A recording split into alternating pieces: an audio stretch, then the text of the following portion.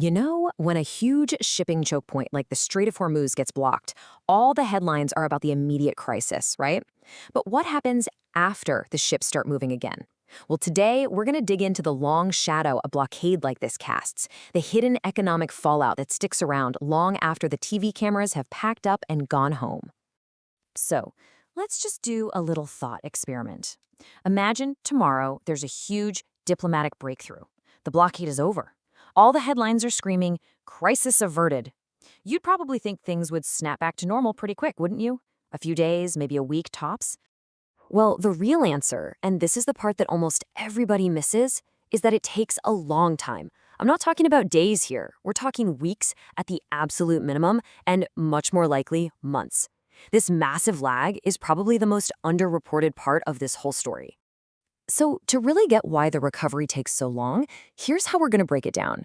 First, we're going to bust this myth of a quick return to normal. Then, we'll dive into the three massive hurdles: the physical logjam of actual ships, the deep deficit of trust in the market, and the absolute tangled mess of contracts. And finally, we'll see how these problems actually compound on each other and figure out what a real recovery timeline looks like. Okay, the very first thing you have to understand is that global shipping isn't like a light switch that you can just flick on and off.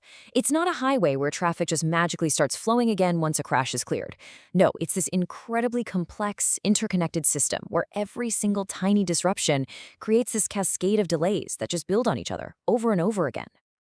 So, let's start with that first piece of the puzzle. The physical problem. This is the part you can actually see from space. From those satellite photos, it is, literally, the world's biggest and most expensive traffic jam. You can't just open the floodgates and let them rip. You've got a massive backlog of vessels stacked up, all needing to squeeze through a channel with very limited capacity. And it's not just about letting them go. You have to totally reestablish traffic control systems, you have to confirm new safety protocols, and you have to somehow coordinate with all the ships that were anchored or took these long diverted routes. That whole process has to be orderly. And you know what orderly means? It means slow. Okay, so let's say you do start clearing that physical traffic jam. You immediately slam into the second and much less tangible hurdle, the trust deficit. This is all about the human element, the psychology of risk and market confidence. And this quote right here, it just nails it. A diplomatic handshake is one thing, but for the companies that own these billion-dollar ships and insure their trillion-dollar cargoes, yeah, a press release is not nearly enough to make them risk everything. You have to remember, the whole financial engine behind global shipping moves at a glacial pace. Those war risk insurance rates, they don't just snap back to normal overnight. Insurers need to see a long, sustained period of safety before they'll even think about lowering their premiums. And the ship owners themselves, they're going to be super cautious. They'll wait, they'll watch other ships go first. All of this basically guarantees a slow, gradual return to business, not a sudden rush. All right, on to hurdle number 3. Even if the ships are physically moving and the insurers are starting to get comfortable again, you run straight into a brick wall of paperwork. It's like a logistical Rubik's Cube of legal and commercial agreements that are now completely and utterly scrambled. I mean, just think about it for a second. The moment that blockade started, thousands of shipping contracts were effectively broken. Lawyers get involved, force majeure clauses get triggered, which are basically act of God clauses for when crazy, unforeseeable things happen. At the same time, new contracts were being signed for ships to take these longer, way more expensive routes. Just untangling this legal and logistical web, figuring out who owes who what, that process alone can take months. And this brings us to a really critical idea. This whole problem isn't linear, it's exponential. See, each day the disruption goes on doesn't just add one more day to the recovery, it adds more time. The physical backlog gets bigger, the trust deficit gets deeper, and that contractual mess gets even more tangled.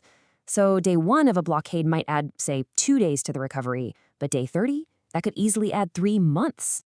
And you know what? To really wrap our heads around the scale of this, we don't have to guess. We can look at a very famous, very recent example that was almost like a dress rehearsal for this kind of disruption. Remember the Ever Given getting stuck in the Suez Canal? Let's compare that to a blockade of the Strait of Hormuz. The Ever Given was one ship stuck purely by accident. A Hormuz blockade involves an entire fleet of ships stopped by sustained military action in the world's #1 choke point for oil. The scale, it's not even in the same universe. So how long did that so-called ship apocalypse last? The thing we all watched on the news? It was just 6 days. That's it. Basically, a work week.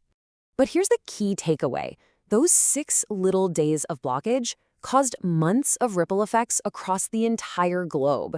We saw port congestion, container shortages, delivery delays everywhere.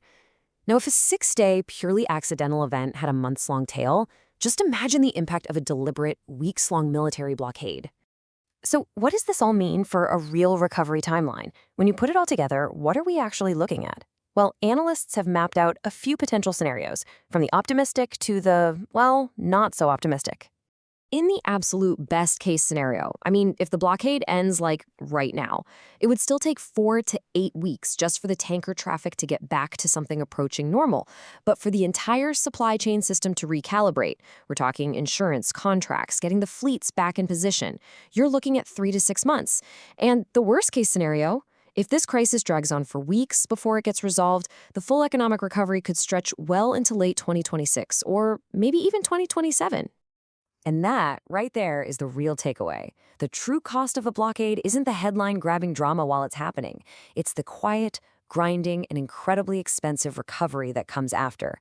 The real damage isn't measured in the days the ships are stopped. It's measured in the months and potentially years of economic disruption that follow.